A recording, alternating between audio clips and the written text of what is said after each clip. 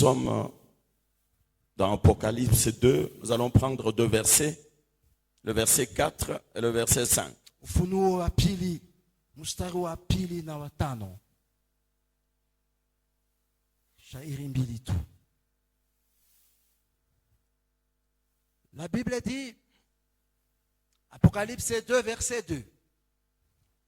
Je connais tes œuvres, ton travail et ta persévérance. Je sais que tu ne peux supporter les méchants, que tu as éprouvé ceux qui se disent apôtres et qui ne le sont pas, et que tu les as trouvés menteurs. 5. 4. Prenez les deux versets, verset 4 et le verset 5. Mais ce que j'ai contre toi, c'est que tu as abandonné ton premier amour. Souviens-toi donc d'où tu es tombé. Répands-toi et pratique tes premières œuvres. Sinon, je viendrai à toi et j'ôterai ton chandelier de sa place, à moins que tu ne te répandes. Amen. Nous allons acclamer pour la parole de Dieu.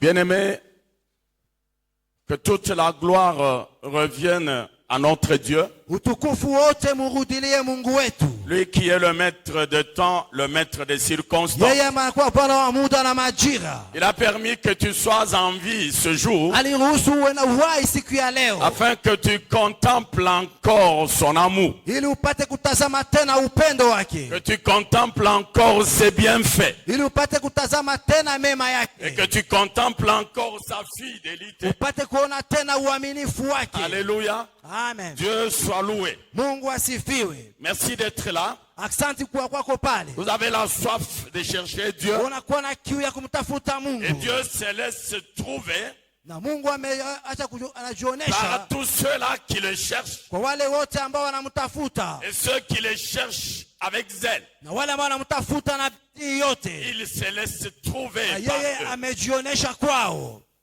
Bien-aimés dans le Seigneur, Ndugu katika Bwana, hier lorsque nous nous sommes séparés, jana tulipoachana mahali hapa, j'étais en train de vous parler de l'église d'Éphèse. nilikuwa nikiwazungumzia juu ya kanisa ya Efeso. L'église d'Éphèse. Kanisa ya Efeso, Cette église hiyo kanisa a été fondée par l'apôtre Paul. iliwekwa na mtume Paulo. L'apôtre Paul, Mtume il est Paulo, le géniteur de cette église. yeye ndio anakuwa baba wa kanisa hiyo. Et lorsque vous parcourez l'histoire, Naposoma hadithi, cette église a été fondée entre les années 53 et 55. hiyo kanisa iliwekwa katika miaka 53 na 35. L'apôtre Paul fonda cette église. Hiyo pia mtume Paulo akaweka hiyo kanisa. Je vous ai dit hier Niliwaambia jana que cette église kwamba hiyo a attiré kanisa l'attention iliweza kuvutia sana des serviteurs consacrés. ya watumishi waliopakwa mafuta. Il a attiré l'attention de Timothée. Iliweza kuvuta Timotheo. Apollos a travaillé dans cette église. Apollos alitumika katika kanisa hiyo. L'on signale aussi le passage de l'apôtre Jean dans cette Pia église. mtume Yohana alipita katika kanisa hiyo. Il y a Aquilas et Priscille qui ont travaillé dans cette église. Akila na Priscilla walipita katika kanisa Il y a wakitumika. Paul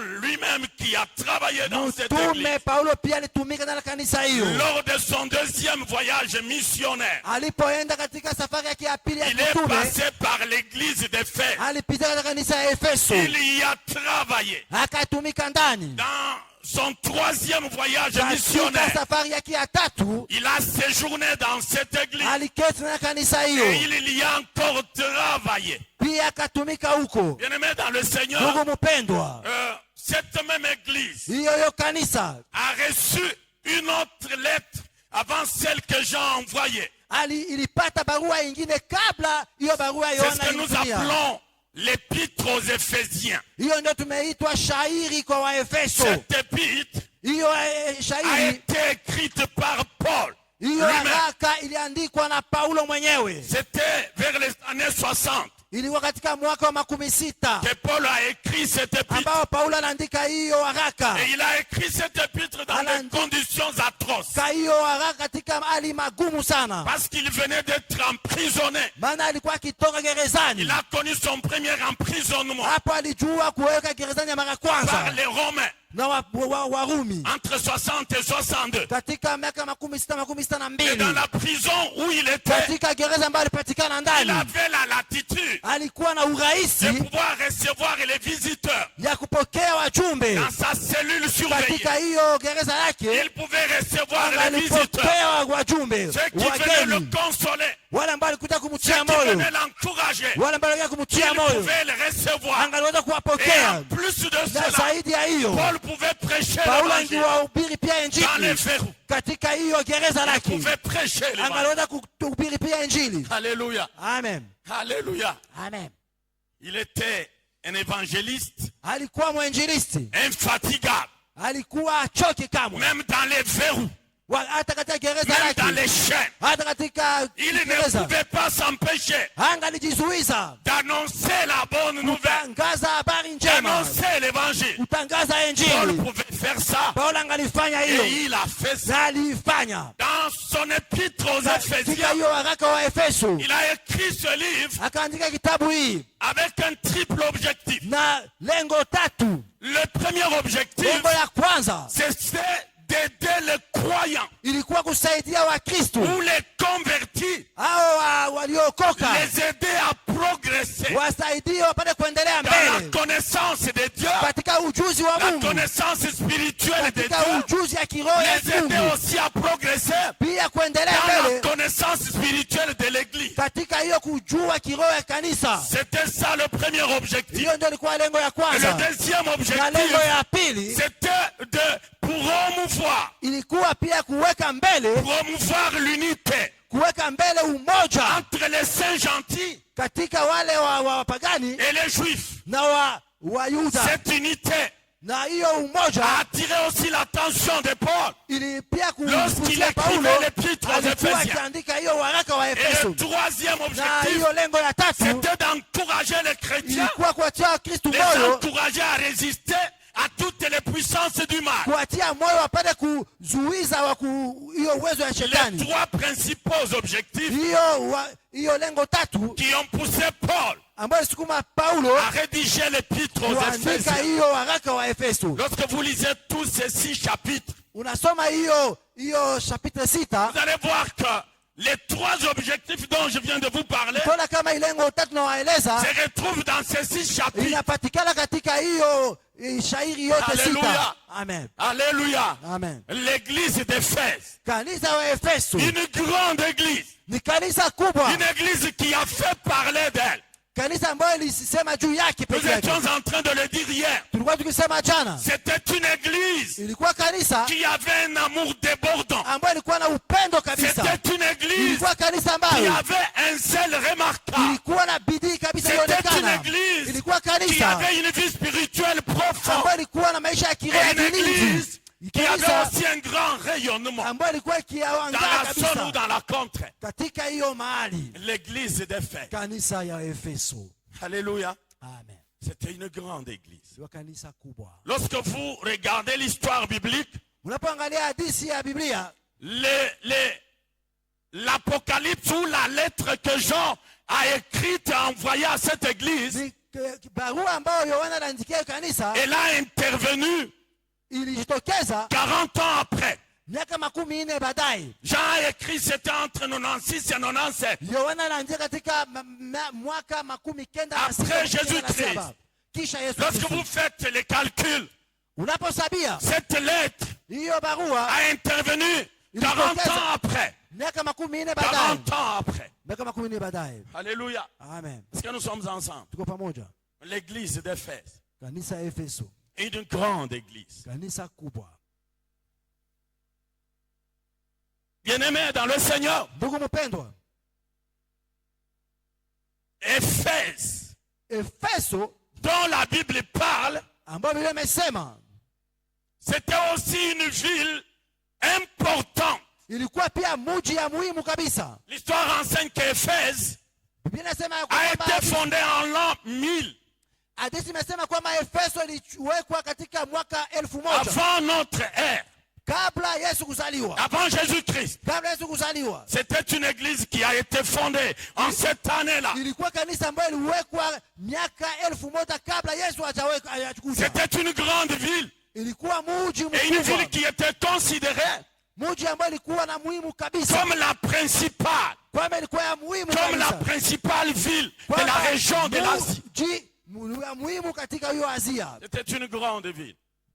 Et Mji l'histoire mkubwa. renseigne Hadithi cette imetulisha ville kwamba a hiyo été mji, fondée, construite kwamba ilijengwa sur une voie commerciale maritime et terrestre. ndani yake kulikuwa uchuruzi ya kupitia katika meli na katika barabara. Éphèse avait un grand port maritime. Walikuwa na meli kabisa kubwa Et avec port, la route, na barabara. Éphèse pouvait relier avec Rome.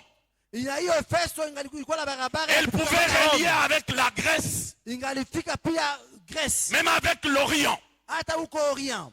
C'était une ville carrefour. Ilikuwa mji kiko katikati ya Les hiyo gens miji pouvaient yote. venir de tous les bords, Watu wangalifikia ngambo na ngambo kutokea ngambo na ngambo. arriver à Éphèse, Unafikia huko Efeso, fouler de leurs pieds Éphèse. wakiingia huko Efeso. Et Éphèse lui-même, bien-aimé dans le Seigneur, Na Efeso pia sa signification c'est que ni kwamba il maana yake signifie désirable.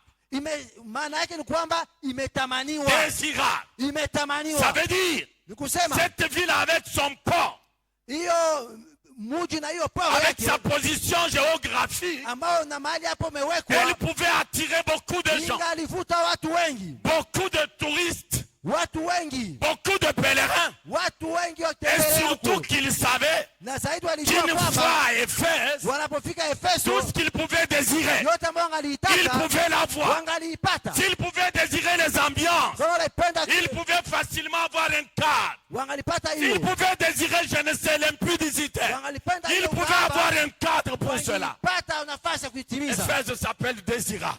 Efeso nasema Voilà imetamaniwa. pourquoi les gens pouvaient y arriver Ndio maana watu walikuja huko à wengi tout moment. kwa wakati wote, Ils arrivent à Éphèse. walifika huko Efeso. Et du coup, Hapo hapo c'était un mélange de culture, mila ikachangana, un mélange de tradition, mila zikachangana, un mélange de comportement, matabia un zikachangana, mélange des habitudes. hiyo tabia zikachangana. C'était ça la conséquence. Hiyo ndio ilikuwa Avec matokeo. tous ces gens qui affluaient de tout Na part. kwa juu ya watu wote Pour arriver à walitoka Efeso. ngambo na ngambo C'était wafike cela, Efeso. la voie de conséquence. Hiyo ndio matokeo ya hiyo. Alléluia. Amen. Gloire à Jésus. Amen. Est-ce que nous sommes ensemble? Le revers de la médaille, Kinyume ya hiyo c'est que Éphèse kwamba Efeso était aussi connue ilijulikana parce qu'elle abritait, maana ilikuwa ndani mwake, elle abritait 3 célèbres bâtiments. kulikuwa ndani mwake hiyo jengo tatu kubwa ambayo ilijulikana katika dunia.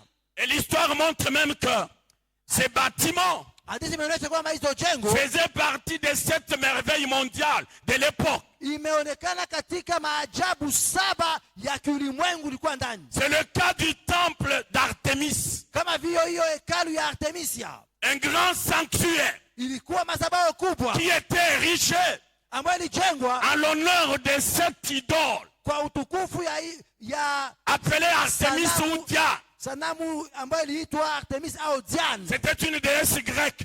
Alikuwa mungu mke wa huko Yunani. Et en son honneur, Kwa sifa zake il y avait ce grand sanctuaire. kulikuwa hiyo madhabahu. Cette déesse, Huyo mungu wa kike elle fut la déesse de la chasse, alikuwa mungu wa la chasse, kuwinda et de la pureté aussi. pia ya utakaso pia. Les autres pensent qu'elle était aussi la déesse Wengine nafikiri kama alikuwa mungu de la protection de l'environnement, de la nature. ya kulinda mazingira. Alléluia. Amen.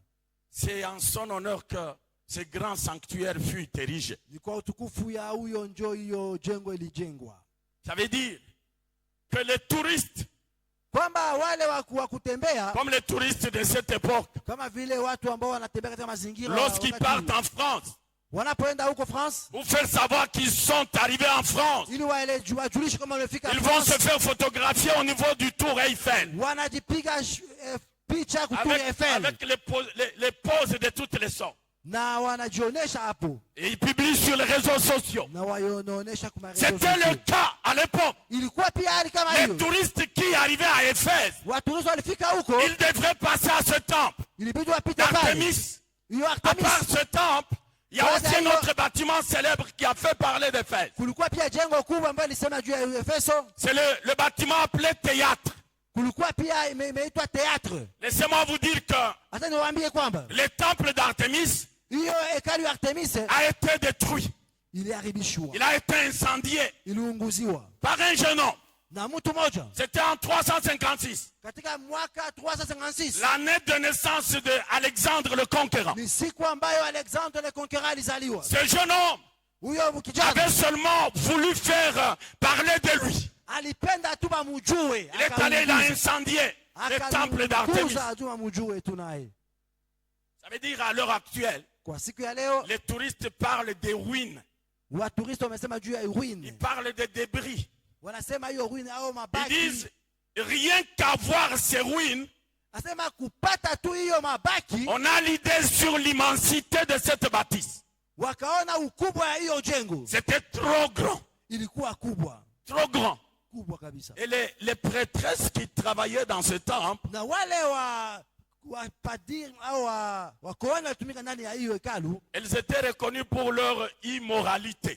walijulikana juu ya hiyo kutokuwa na heshima ndani yao, C'est ça.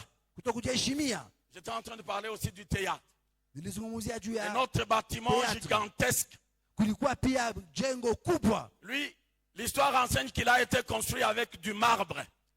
Hadithi imesema kwamba ilijengwa na mawe imeitwa marbre À l'époque, hapo wa siku za kale. et cette bâtisse Hiyo jengo est encore conservée jusqu'à aujourd'hui. imechungwa mpaka leo.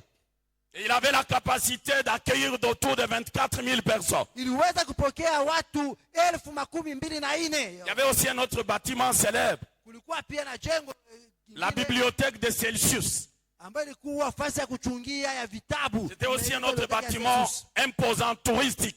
Pia ilikuwa ikivutia watu. Et à l'heure actuelle, Kwa sasa hivi il y a la photo de ce bâtiment, de cette bibliothèque, sur certains billets de la monnaie turque. katika pesa ya Waturkia kunakuwa picha ya hiyo jengo Pour perpétrer son importance. ili wapate kuonesha hiyo umuhimu wake, Perpétrer l'importance de cette bâtisse. wapate kuendelesha kujua umuhimu ya hiyo Vous allez jengo. voir sur certaines notes de monnaie, Utaona hata kuma pesa fulani fulani ya Waturk il y a la photo de cette bibliothèque. kunakuwa picha ya hiyo. Bien-aimé, Éphèse, Efeso, laissez-moi vous dire qu'actuellement il s'appelle Selkuk. kwa sasa Efeso ndio imeitwa Turki.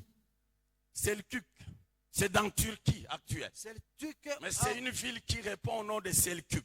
hiyo Selçuk inapatikana ndani ya Turki. Ouais. C'est ça, c'est dans ces contextes Ni katika hiyo que l'église d'Éphèse a vécu. ndio kanisa ya Efeso iliishi. Dans cette marmaille Katika hiyo mavurugiko, d'ambiance, hiyo mavurugiko, des hiyo gens qui venaient de tous les coins du monde. ya watu ambao walitoka ngambo na C'est ngambo. dans ce contexte Katika hali hiyo que l'église d'Éphèse a vécu. ndio kanisa ya Efeso iliishi Dans ndani. cette ville commerciale, Katika hiyo muji ya biashara qu'on appelle aussi une ville païenne. wameita pia muji wa Parce que pagani, le paganisme maana a upagani occupé une place très élevée dans cette ville. ilikuwa nafasi kubwa ndani ya muji hiyo, Mais l'église a vécu. ambao ndani kanisa iliishi En dépit de la persécution. zaidi ya mashambulizi ya kanisa. Parce que c'était aussi une ville commerciale. Pia ilikuwa muji ya uchuruzi Ça veut dire que les chrétiens, wa Kristu, il suffit qu'on sache que vous êtes chrétien wakajua tu kama kwa Mkristu pour que vous ne puissiez pas bénéficier des avantages hautapata faida yoyote liés à cette profession. na hiyo uchuruzi. Tout simplement parce que vous êtes chrétien. Kama kwa Mkristu hautafaulu katika hiyo muji. Ils ont été persécutés. Walishambuliwa kabisa, Ils ont connu la tribulation. walipata mateso, Ils ont connu le rejet. walipata Ils kutupiliwa, ont connu le désintéressement. walipata kutupiliwa, Mais lakini ils ont tenu. walishikamana Ils ont tu, gardé la piété. walichunga utakatifu. L'église d'Éphèse. Kanisa ya Ça veut Efeso dire ni que kusema nini? Vous pouvez connaître la tempête. Mnaweza kujua hiyo Vous pouvez passer par les épreuves. Unaweza kupitia majaribu kali. Cela ne veut pas dire Hiyo useme kama que vous allez mettre votre chrétienté par terre. kwamba utatelekeza Ukristo wako Non, chini. bien-aimé dans le Seigneur. Hapana hivyo. L'église d'Éphèse, Kanisa Efeso, elle a enduré. yayo ilidumu. Lorsque vous lisez, tu Unaposoma vois au verset 3, katika mstari la wa Bible 3 dit ceci. inasema C'est Jean qui écrit. watu wamejiona ameandika. Je sais que vous avez de la persévérance. Najua kwamba unakuwa na kudumu. Je sais que Najua kwamba vous avez accepté ulikubali de souffrir kuteseka à cause de mon nom. kwa ajili ya jina langu. Je sais. Najua. L'église a souffert Na à kanisa cause du nom liteseka de kwa Jésus. ajili ya jina la Yesu Kristo. Ça veut dire avec la persécution. Kusema kupitia mateso. Apocalypse 12, 11. Hiyo Ufunuo 12:11. Ils n'ont pas aimé leur vie. Wao wakasema Jusqu'à wakupenda maisha craindre la yao mort. mpaka Non, ils étaient prêts. walikuwa Même pour tayari être exécutés. hata kuuawa. Alléluia. Amen. Alléluia. Amen.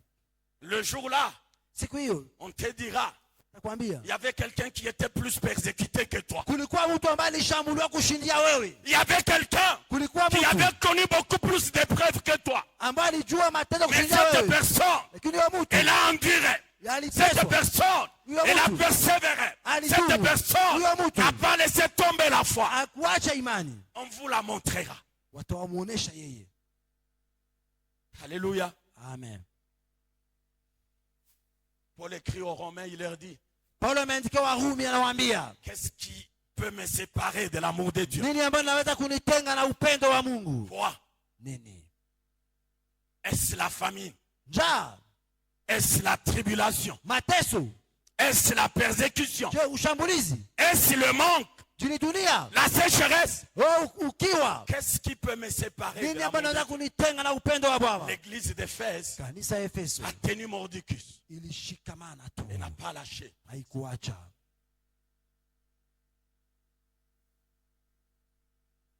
Alléluia. Amen. Alléluia. Amen. Bien-aimés dans le Seigneur, Ndugu mpendwa,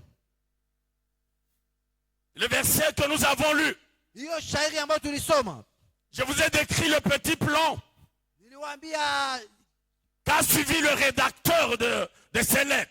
huyo ambaye aliandika hiyo barua Destinataire, anasema huyo ambaye barua inamwelekea description de Jésus, amefafanua Yesu, les éloges, hiyo sifa, les reproches, hiyo kukemewa, l'avertissement, hiyo kuarifiwa, l'exhortation, kufarijika, mais aussi la promesse, pia ahadi. en dépit de quelques exceptions. Kulikuwa pia upekee mbalimbali. Nous avons dit ceci, Nikusema nini? l'église de Laodicée, Kanisa la Laodikia, elle n'a pas eu un seul éloge. hayo haikupata hata sifa moja. La première exception. Hiyo inakuwa La seconde exception, hiyo pekee ya nous avons pili. dit ceci, Tusema nini? l'église de Smyrne Kanisa ya Smyrna et de Philadelphie ya Philadelphia n'ont pas été reprochés par Jésus. hazo hazikukemewa na Ça veut Yesu. dire Nikusema que c'était des églises exemplaires. ilikuwa makanisa ambayo yanakuwa na Ah oui, Jésus qui marche au milieu de cette chandelier d'or. wakati Yesu anatembea katika Lui qui vinara connaît saba, tout ce qui se passe dans les églises. anajua kama amepatikana Lorsqu'il kanisani. ne parvient pas à avoir de reproches, Wakati hawapate c'est que kukemewa, c'était des églises nilikuwa makanisa consacrées. ambayo imetakasiwa, Des églises consacrées. imetakasiwa. Bien-aimés dans le Seigneur, Ndugu mpendwa, en dépit de tous ces éloges, zaidi ya yote,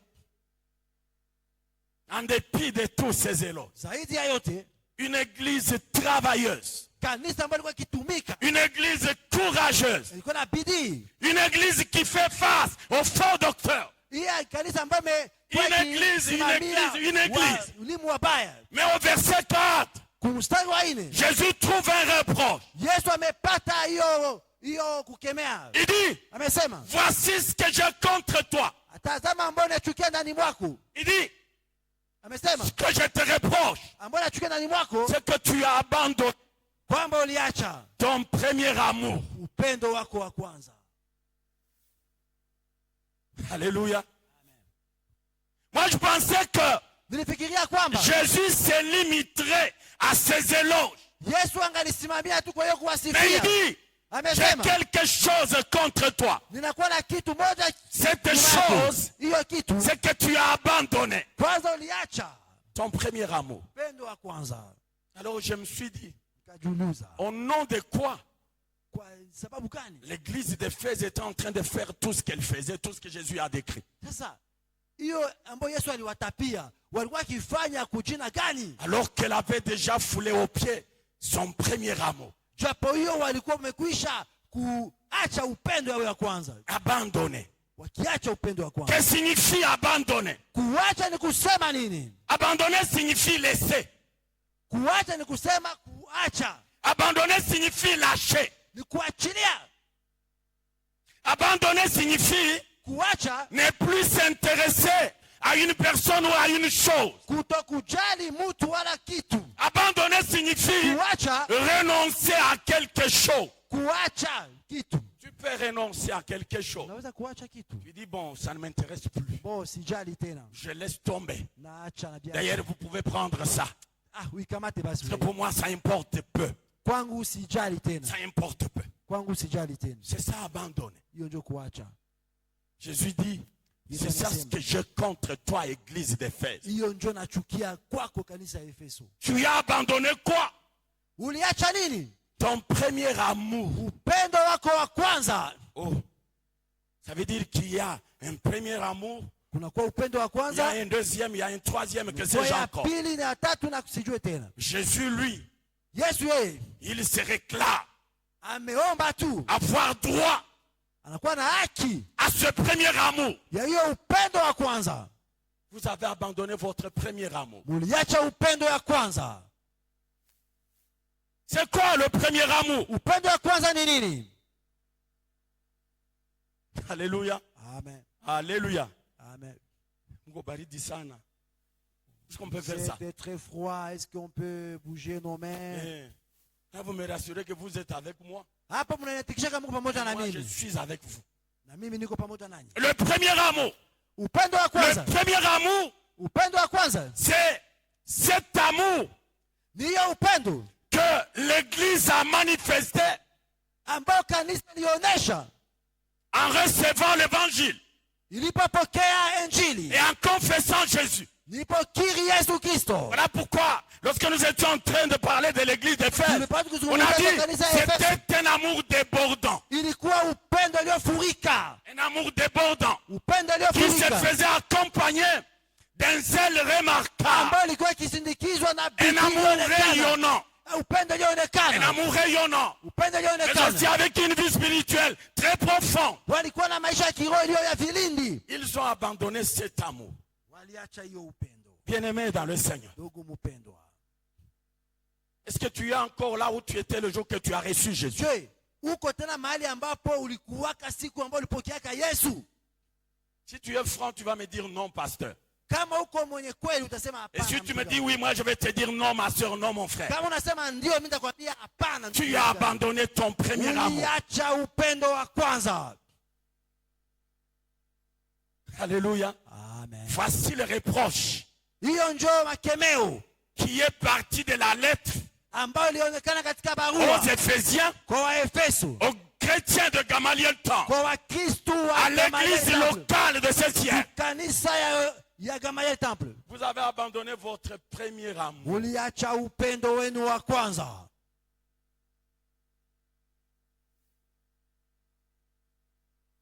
Regarde le jour que tu as donné ta vie à Jésus. Tazama siku ambayo umpata Yesu maisha yako. Regarde l'enthousiasme que tu avais. Angalia furaha ambayo ulikuwa nayo. Tu étais prêt à tout abandonner Ulikuwa tayari ya kuacha pour yote Jésus. kwa ajili ya Tu Yesu. étais prêt Ulikuwa à tayari te donner toi-même. ya kujitoa Tu mwenyewe. étais prêt Ulikuwa à tayari donner ce que tu avais. kwa ambayo ulikuwa nayo. Mais aujourd'hui, Leo tu deviens mécanique. unakuwa sukumiwa.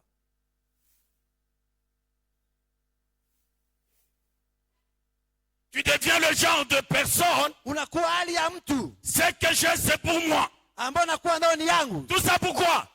Kwa nini hiyo? Parce que le premier amour est parti. Maana upendo ya kwanza imekwisha Avant, tu kuondoka. pouvais donner tout ce que tu avais. Mbele ungalipana yote ambayo ulikuwa nayo. Avant, tu pouvais te débrouiller. Mbele ungalijitoa Avant, tu yote. ne pouvais pas Au ungaliweza entendre qu'il y a une activité à l'église kusema kuna kuwa et kazi que tu kanisani restes à la maison. na wewe bakie nyumbani. Avant, tu ne pouvais pas Mbele au ungaliweza avoir du repos kuwa na par pumziko rapport à la lecture de la Bible, kufuatana kusoma la Biblia, méditation de la parole de Dieu, tu tafakari ne neno la pouvais Mungu, pas. au ungaliweza. Il y a célébration, il y a culte, Kunakuwa tu ibada, étais le premier. ulikuwa wa kwanza. Mais aujourd'hui, Leo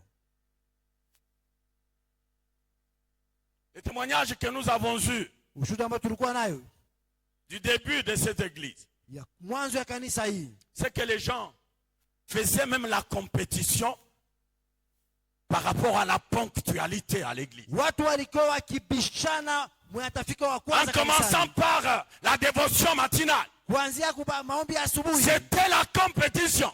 ilikuwa hiyo mabishano. Ça veut dire tel frère arrive aujourd'hui, Kile ndugu alikuya leo il arrive à 4 heures. anakia saa nne, Il trouve qu'il y a quelqu'un d'autre qui l'a déjà précédé. anakutana mtu Il alimtangulia, prend la revanche. anafanya Il dit tia demain, bidii. demain Kesho il va me trouver. atanikutana mimi Et le frère demain il arrive na ndugu à amekuja 3 heures à l'heure habituelle. 3 heures, Il trouve qu'il y a quelqu'un qui l'a précédé. yeye anakutana kwa Alors que le mtangulia. culte commence à 5 heures. Japo ibada inaanza na 5 heures. Voilà le zèle Hiyo ndio bidii qui n'est plus.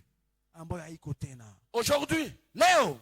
bon, avec la technologie, Na hiyo teknolojia, je vois souvent des frères et sœurs, naona ndugu wa dada le week-end, siku ya posho qui envoient des stickers dans les différents groupes de l'église. wanatuma vitu katika mitandao. Oh, demain c'est le culte. Kesho ni ibada, N'oublie pas ta Bible. hapana kusahau Biblia yako, N'oublie pas ton offrande. usahau sadaka yako, On ne soit pas aussi en retard. usikuye kwa na nyuma. On te rappelle Wanakukumbusha que demain c'est le culte. kesho ni ibada, Que demain il y a culte. kesho kuna ibada. On te rappelle Wanakukumbusha que n'oublie pas ta Bible. usahau Biblia N'oublie yako, pas ton offrande. usahau sadaka On yako. te le rappelle. Ça Wanakukumbusha veut dire que ton amour n'est plus. kama upendo wako haiko tena, L'amour que tu avais pour Dieu n'est plus. upendo ambao ulikuwa nao wa Mungu. Et il faut même que tu viennes en dépit du fait qu'on t'a rappelé. Inabidi pia ukuye, Que tu viennes à temps. Que tu amènes ta Bible. Que tu amènes ton offrande. Et il faut que tu y arrives. On peut pas te rappeler. Wanaweza Ça peut entrer si kukumbusha, ça sort là-bas. inaingia hapa inatokea Pourquoi? kule. Kwa nini? Le premier amour. Upendo wa kwanza hakuna tena. Et où est-ce que l'église va? Kanisa imeenda wapi? L'abandon, Kuacha c'est un acte responsable. inakuwa kitendo ambayo inakuwa na jukumu yake. L'abandon, Kuacha c'est un acte volontaire. inakuwa kitendo ambayo unafanya kwa nia C'est yako. différent du mot perte. Inakuwa tofauti na hiyo kupotea. Tu peux perdre sans vouloir, sans l'avoir voulu. Unaweza kupoteza bila Mais kupenda. lorsqu'on parle de l'abandon, Wakati wanasema juu ya ça veut dire kuacha, que tu as décidé. kusema Ça uliamua, veut dire que tu as consenti. Ah, uliamua. ça, c'est dépassé. Hii inakuwa bia Aller à nyuma. l'église. Kwenda kanisani. Mais c'est nous qui avions commencé. Sisi tulianza, Donc que les autres aillent. wengine Que les waende. autres aillent. Wengine Nous waende. sommes devenus des vétérans. Sisi tunakuwa tuna Tu experience. abandonnes, tu décides d'abandonner. Unaamua kuacha. C'est un acte volontaire. Inakuwa kitendo Voilà ambayo pourquoi unapenda. lorsque vous allez lire le passage, le verset que nous avons lu, Utaposoma shairi ambayo tulisoma, il chute par la repentance. ameangukia akisema utubu. Il chute par la repentance. Anasema utubu. Alléluia. Amen. Alléluia. Amen. Est-ce que nous sommes ensemble? Tuko pamoja. Tu as abandonné ton premier amour. Uliacha upendo wako wa kwanza. Tout ce qu'on te dit au sujet de Dieu, Yote ambayo naambiliwa juu ya Mungu, tous les sacrifices qui n'étaient pas pour toi pénibles, hiyo kujitoa ambayo ilikuwa ya magumu ya ça mateso devient très kwako, pénible. inakuwa ya mateso sasa. Les efforts deviennent très pénibles. Hiyo kujitoa inakuwa ya mateso. Tellement tu deviens quelqu'un qu'on doit tirer. Unakuwa mtu ambaye inabidi On wakubulule, peut t'attacher à wakubananishe, une machine. On t'attire. mashini On wanakubulula, t'amène à l'église. wanakuleta kanisani. Pourquoi? Kwa nini? Ton amour a disparu. Upendo wako umepotea. Alléluia. Amen. La Bible dit, répands-toi. Biblia inasema tubu. Alléluia. Amen. Lorsque vous lisez 1 Corinthiens 13, Unaposoma Wakorintho wa kwanza mstari wa 13 et le verset 13, na mstari wa 13, Paul parle de 3 choses qui demeurent. Paulo amesema mambo matatu ambayo Il yanadumu. parle de la foi, Amesema il imani, parle de l'espérance, anasema kutumaini, il parle de la charité pia ou de amesema l'amour. upendo. Mais il dit de ces trois choses, seule la charité est plus grande. Ça veut dire, par voie de conséquence, que lorsque tu te décides d'abandonner l'amour, ça veut dire que tu décides que tu restes réduit, que tu restes vide. Parce que tu as décidé d'abandonner la chose qui demeure. Demeurer, c'est rester le plus longtemps possible. Et lorsque tu décides, tu dis je laisse ça, j'abandonne ça. Ça veut dire que tu te condamnes à rester réduit, à rester vide. Alléluia. Alléluia. Amen. Tu as abandonné ton premier amour. Uliacha upendo wako wa kwanza. Lorsque vous commencez ce 13e chapitre au début, unapoanza hiyo shairi ya 13 mwanzo, Paul parle de l'amour dans les plus petits détails. Paulo amezungumza juu ya upendo katika vilindi kabisa. Il dit, même lorsque je parlerai les langues des hommes et des anges, si je n'ai pas d'amour, je ne suis qu'un airain qui retentit. Je ne suis qu'une cymbale qui résonne. Il continue, il dit, même lorsque j'aurai les dons de prophétie et que j'aurai tous les mystères, toute la connaissance, que j'aurai même la foi jusqu'à déplacer les montagnes. Il dit, si je n'ai pas d'amour, je ne suis rien. Rien du tout. Regarde la place que Dieu donne à l'amour. Et c'est lui qui nous a aimé le premier. La Bible dit, il a tant aimé le monde qu'il a donné son fils, son unique, afin que quiconque croit en lui ne périsse point. Mais l'amour dont tu vas faire preuve, c'est un retour de l'amour de Dieu. C'est lui qui t'a aimé le premier. Paul continue, il dit, même lorsque je donnerai tous mes biens, toutes mes économies de toute ma vie, je les donne pour nourriture aux pauvres. Et même lorsque je déciderai que je sois brûlé en faveur de tel, il dit, mais si je n'ai pas d'amour, cela ne me sert de rien. C'est une peine perdue. L'amour. Tu as perdu l'amour. Tu dois te repentir aujourd'hui. Alléluia. Amen. Tu dois te repentir. Pour venir à l'église, on doit t'envoyer un message. Oh, n'oublie pas, demain nous avons culte. J'ai appelé un frère aujourd'hui. Ça fait longtemps qu'il ne vient plus au culte. Il dit, frère, shalom. Shalom. Comment ça va? Oui. Ça va bien, pasteur? Qu'est-ce que vous êtes devenu? Vous êtes en voyage ou vous êtes à Bukavu? Oh, nous sommes à Bukavu. Il dit, mais vous êtes à Bukavu, mais vous ne venez plus au culte. Vous savez ce qu'il m'a dit? Pasteur, même moi je ne comprends rien.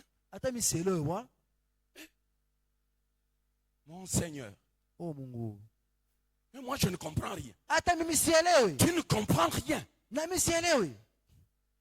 Tu es dans l'inconscience. Ce mois nous avons dit que c'est un mois de réveil. Toi qui dors, il faut te réveiller. La nuit est suffisamment avancé. Et le jour approche. Le jour du Seigneur approche. Tu risques d'être surpris désagréablement si tu ne te réveilles pas de ton sommeil. Réveille-toi. Vous savez en quel temps nous sommes? C'est l'heure de vous réveiller du sommeil. Car maintenant là, le salut est plus près de nous que lorsque nous avons cru. Réveille-toi, bien-aimé dans le Seigneur. Toi qui dors, réveille-toi. Relève-toi des morts. Et Christ va t'éclairer. Christ doit t'éclairer. Mais pour que Christ t'éclaire, tu dois te réveiller de ton sommeil. Tu dois quitter les morts et revenir à la vie. Et Christ va t'éclairer. Ton premier amour. La Bible dit, Biblia imesema, souviens-toi d'où tu es tombé. Mahali gani uliangukia? De quelle hauteur tu es tombé? Katika urefu gani uliangukia? Tu as fait une chute de combien de mètres? Ulianguka katika kilindi gani? Souviens-toi. Kumbuka. Il faut poser le diagnostic comme les médecins nous le disent. Waganga wanajua ambayo imeitwa diagnostic. Qu'est-ce qui a fait Nini ambayo ilifanya à ce que tu abandonnes ton premier amour? kwamba uache upendo wako wa kwanza? C'est quoi? Nini hiyo? Ah, c'est une question Ni swali que je te pose ambayo et je vais te prier nitakusihi de prendre un moment que je vais te donner ukamate muda afin que tu réfléchisses sur ce qui a fait nini ambayo que tu ilifanya abandonnes kwamba ton uache premier amour. upendo wako wa kwanza. C'est quoi? Nini? La belle maison que Dieu t'a donnée. Nyumba nzuri ambayo Mungu On alikupatia. te l'enseigne que Kwa lorsqu'on gisi. te dit mercredi, il y a culte. Oh, siku ya tatu kuibada.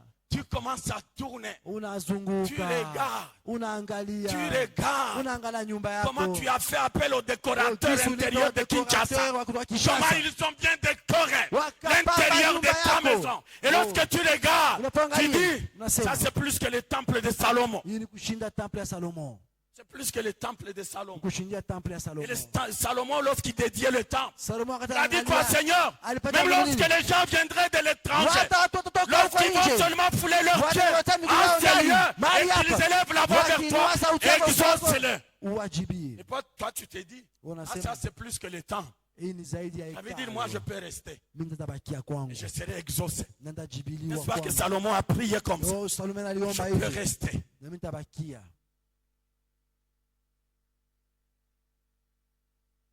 Alléluia. Qu'est-ce qui a fait à ce que tu abandonnes l'amour que tu avais pour Dieu? Nini ambayo ilikufanya uache upendo ya kwanza? Le jour que tu as reçu Jésus, Siku ambayo nilipokea mais Yesu tu Kristo. étais tout joyeux. Oh, ulikuwa na furaha Tu as kubwa. fait un abandon spontané. Ukaacha hapo hapo. Spontané des idoles. Ukaacha Spontané des msalaba. péchés. Ukaacha Tu as dhambi. dit Jésus, Ukasema désormais viens dans ma vie. Conduis ma vie. Règne dans ma vie. Je refuse le diable. Je refuse le péché. shetani na dhambi. Tu as fait ça Ulifanya sans hivyo être forcé. bila C'était kushurutishwa. automatique. Ilikuwa kwa ghafla. Parce qu'il y avait cette joie-là débordante. Ulikuwa hiyo furaha ikifurika. Tu avais la joie débordante. Ulikuwa na furaha iliyofurika. Aujourd'hui, Leo non. hapana. Notre temps file. Muda wetu umesogea mbele. Souviens-toi de là où tu y es tombé. Kumbuka mahali ambapo ulianguka. Répands-toi. Tubu. Pratique encore tes premières œuvres. Timiza pia matendo yako ya kwanza ya mzuri. Ton premier amour. Upendo wako wa kwanza. Souviens-toi. Kumbuka. La Bible parle de la repentance. Biblia inasema juu ya kutubu. Combien, lorsque vous voulez vous approcher de Dieu, Wangapi wanaposogelea Mungu? je vous vois là, oh Seigneur, pardonne-moi. Mungu nisamehe. J'ai volé, j'ai menti, Nilisema uongo. j'ai pris de l'alcool, Nilikunywa j'ai pombe. commis l'impudicité, Nilifanya usherati. je fais ceci, je fais cela. Pardonne-moi. Mais qui demande pardon à Dieu parce qu'il a abandonné son premier amour? Nani ambaye anaomba msamaha Mungu ili ya kuacha upendo wa kwanza? Je voudrais te voir. Pa kidole nione. C'est un péché. Ni dhambi nayo. Jacques 4, 17 dit quoi? Yakobo 4:17 imesema, si tu sais faire ce qui est bien, kama unajua kutimiza ambayo nakuwa et mema que tu ne le fais pas, na uifanye, tu commets un péché. umefanya dhambi. Combien se repentissent? Wangapi wanatubu? Et lorsqu'on ne se repent pas pour un péché commis, Wakati ambao hutubu juu ya dhambi ça ambayo veut dire que le unafanya, péché, il est toujours là. ni kusema dhambi iko tu Et pale. il sent mauvais devant Dieu. Imenukia Mungu Pourquoi? mbaya. Parce que tu ne t'es pas repenti. Maana ukutubu. Dieu ne va pas pardonner le péché que tu n'as pas confessé. Mungu haisamehe dhambi ambayo Oh ukukiri. Mungu, unajua na dhambi zingine ambazo Oh, sikumbuki. Dieu, tu Non. connais d'autres péchés que moi Non, j'oublie. non. Non, non.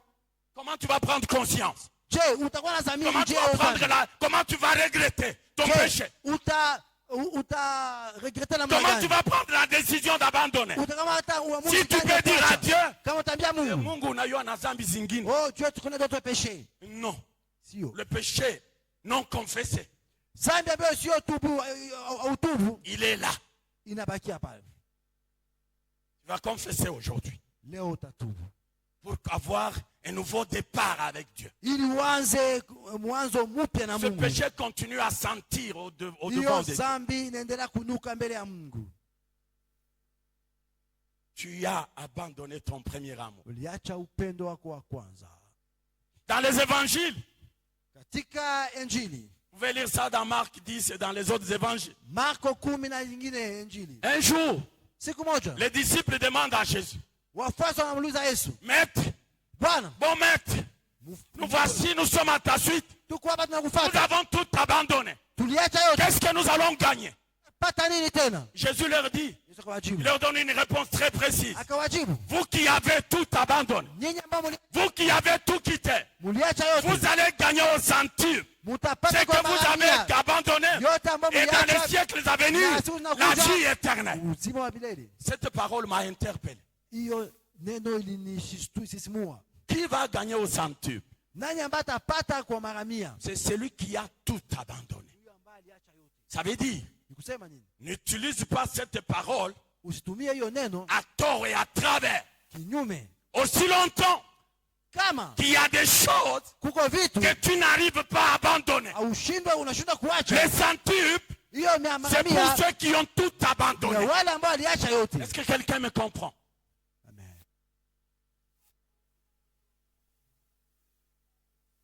Oh Jésus, tu as dit, je vais gagner au centuple. Yesu alisema nitafaidika mara mia. Tu vas gagner au centuple. Utafaidika mara mia. Alors que tu n'as pas abandonné ta jolie maison. Lakini ukuacha nyumba yako, Alors que tu n'as pas abandonné ton joli écran. au kuacha ekran yako, Tu n'as pas abandonné ton travail. au kuacha kazi yako, Tu n'as pas abandonné tes comptes en banque, tes au affaires. kuacha makonto Tu ya n'as banki. pas abandonné. Et donc les centuples dont parle Jésus, ce n'est pas pour toi. haiko kwako. Je te décourage. Na kuvunja moyo. Tu n'as pas tout abandonné. Au kuacha yote. Il y a encore des choses qui te retiennent. Kuko vitu ambaye Il y a nakushika. encore des choses que tu chéris. Kuna vitu ambaye Et des unapana choses bana. qui te chérissent. Ambayo inakubana Lorsque pia. tu regardes, Unapotazama, tu dis, bon, Mungu naye ni mutu. unasema Dieu c'est un homme, hein? Ulimuona mutu. Toi tu l'as vu comme un homme Parce qu'il a dit, faisons l'homme à notre image. parce qu'il a dit Dieu alisema n'est pas kufanya un homme. mtu kwa picha yetu. Dieu n'est pas un homme. Mungu sio mtu. Ne dis plus jamais, Usiseme kamwe Mungu naye ni mutu. que Dieu c'est un homme. Répands-toi. Tubu.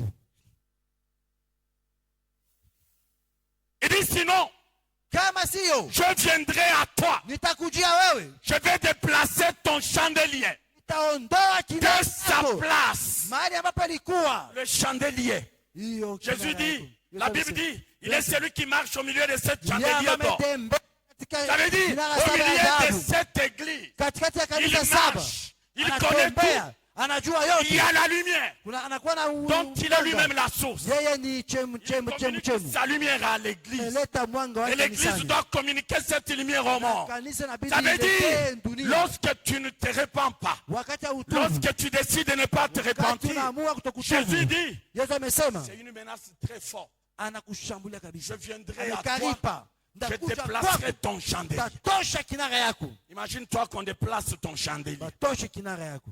Ça veut dire que tu ne vas plus éclairer. Hautaangaa tena. Hautaangaza tena. Tu vas retomber dans les ténèbres.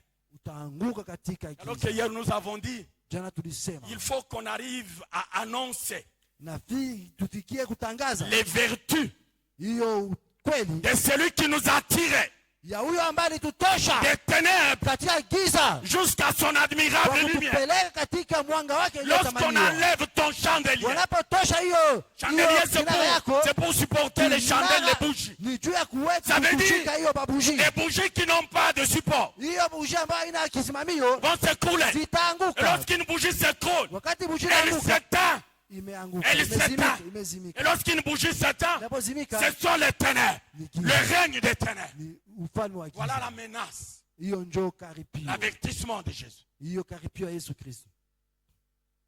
Il faut te repentir. Inabidi kufanya angalisho.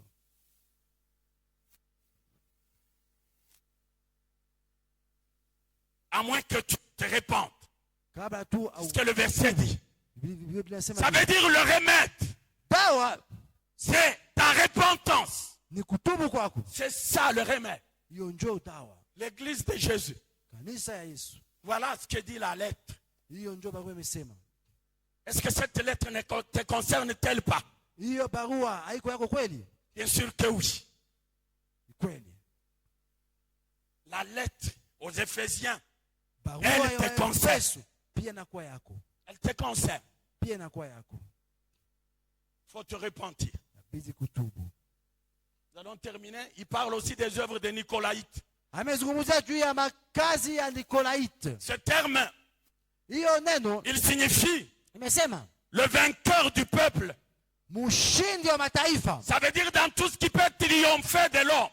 Yote ambayo inaweza kushinda mwanadamu. Le péché, Zambi, les épreuves, les jaribu, tentations, jaribu, l'amour du monde, kupenda et dunia toutes ces choses. na hiyo mambo yote haya. Et les historiens disent Wenye hadithi wamesema que cette doctrine hiyo du msingi nicolaïsme, ya Nikolaisme on l'approche aussi wanaikaribisha du mélange ya hiyo du machanganyiko monde ya et dunia de Dieu. na Mungu. Les œuvres de Nicolaï. Kazi ya Nikolaisme. Jésus dit pourtant tu es ces œuvres. Japo hiyo umechukia Tu hiyo es ce péché. ume Moi aussi je l'ai. umechukia les hiyo aime pas. dhambi na mimi Mais naichukia. ce qui remet en cause, Ambao unachukia tena c'est ce que tu as fait. ni ambao Qu'est-ce que ulifanya. tu as fait? Ambao Tu as ulifanya, abandonné ton premier amour. uliacha upendo wako wa kwanza. Alléluia. Amen. Alléluia. Amen. Il dit répands-toi. Tubu. Le 6e verset, Ya il sita dit imesema que celui qui a des oreilles. huyo ambaye anakuwa na masikio J'ai dit, mais parmi nous ici, katikati yetu hapa. qui n'a pas d'oreille? Nani ambaye ana masikio? Qui se reconnaît n'avoir pas d'oreille? Nani ambaye anatambua kama ana masikio? Mais pourquoi Jésus peut dire Kwa nini Yesu atasema que celui qui a des oreilles huyo ambaye anakuwa na masikio entende asikie ce que l'Esprit dit aux églises? ambayo Roho ameambia makanisa? Alléluia. Amen. Alléluia. Amen.